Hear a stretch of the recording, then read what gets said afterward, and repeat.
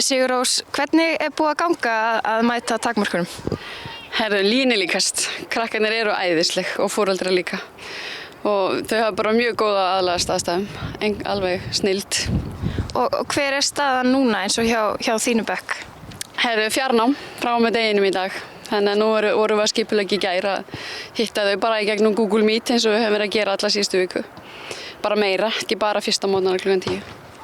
Útskýrðu aðeins fyrir mig, hvernig var þetta í síðustu viku? Þá voru það hittast morguninn á netinu og svo komu þau í skólan, eða? Já, það hittu þau klukkan 10 á Google Meet og fórum svona bara að passa að þau skyldu vakna og fá sér að borða og klæða sig og svona, nú ekki sólarhringnum við.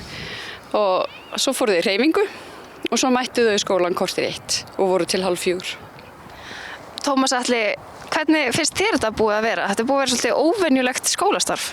Já, þetta er alveg búin að vera fínt, sko. Við erum búin að vera að hittast klukkan 10 og fara í fótbolta og svo förum við heim og fáum okkur að borða og svo komum við í skólan og förum að læra og gerum okkur skemmtilegt. Finnst þér auðvelt að koma þér að verki, að læra þegar þú ert heima? Ég meina, við erum að stóla mikið á okkur sjálf en þetta er alveg fínt, sko. En heldurðu eftir að sakna þess að þurfa að mæta í skólan þegar núna verður bara fjarnám? Já, sko núna höfum við enga kennara þannig að við stólum svolítið mikið á okkur sjálf og þurfum að læra sjálf og já. Eru foreldrar þínir að vinna heima eða ertu einn bara?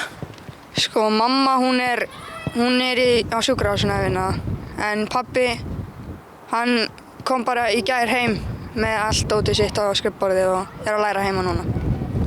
Hvernig er það, nú er búið að þurfa að hugsa hlutina svolítið upp á nýtt. Haldið þið að sé eitthvað í þessari vinnu sem að þið geti tekið áfram?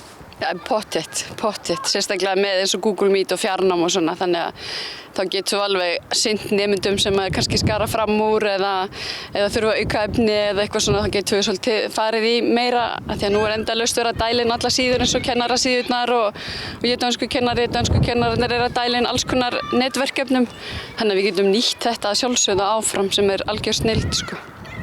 Finnst ykkur þið vera að kynnast einhverjum svona nýjum hliðum á nemyndunum ykkar þegar þið svona verið að breyta? Já, þau eru bara töff eins og maður segir, þau eru flott, miklu flottar en margir segja, sko, þannig að þau eru bara mjög mikið róskilið, þau eru að taka þessu alveg að erðurleysi og æðruleysi, segir maður, þannig að. En hvernig kom það upp að fara að senda krakkana í hreyfingu? Hvað hugmynd á það?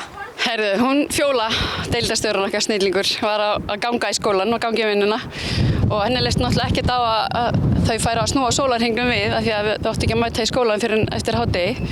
Þannig að hún var að hugsa hvað getum við gert til að fá þau til að vakna og fara af stað. Þannig að þau þurftum einhvern veginn að komast í samband við þau og hvetja þau til að fara af stað og ræddi þetta við tölvugúrun okkar að Magga og hann kom með Google Meet hugmyndina þannig að þá fórum við í þetta. Þau hitt okkur á Google Meet klukkan 10, hreyfing og svo þurfa þau að skrifa í hreyfidagbók sem við metum svo til enguna. Þannig að þau svindla bara sjálfur sér að þau skrifa bara eitthvað og hreyfa sig ekki, sko. Þannig að það var hugmyndin hennar Fjólu, bara ekki að láta þau snúa sólarhringnum við, sko. Og hvernig finnst þér þetta framtak? Finnst þér leiðilegt að þurfa að fara út að hreyfa á mótnana eða er þetta bara svolítið hressandi? Þetta er bara svolítið hressandi, við fáum að velja hvað við fáum að gera, við förum oft í fótbolta flest saman og þetta er mjög gaman bara. En finnst þér erfitt að vakna á mótnana núna? Er það eitthvað erfiðara heldur en áður þegar þú þurftir að mæta beint í skólann? Nei, sef alveg jafn mikið, sko. Ég vakna alveg líka stundum klukkan 8 og já. Og byrjar að læra? Nei, ekki alveg. Hvernig er samstarfið við foreldrana búið að vera? Það er frábært. Það er allir með skilning á öllu og við höfum alveg fengið hrós í tölvupóstum og þeim finnst við að standa okkur vel og takast vel á við aðstæður og svona. Þannig að það eru allir bara að leggjast á eitt og það er svona gengur þetta bara. Þetta gengur bara, við ætlum bara að láta ganga. Snillt. Takk kærlega fyrir viðtalið og það er bara komið að lokum hjá okkur í þessum upplýsingaþætti COVID-19 á N4. Næsti þáttur verður á fimmtudaginn klukkan 17. Endilega fylgist með. Takk fyrir í dag.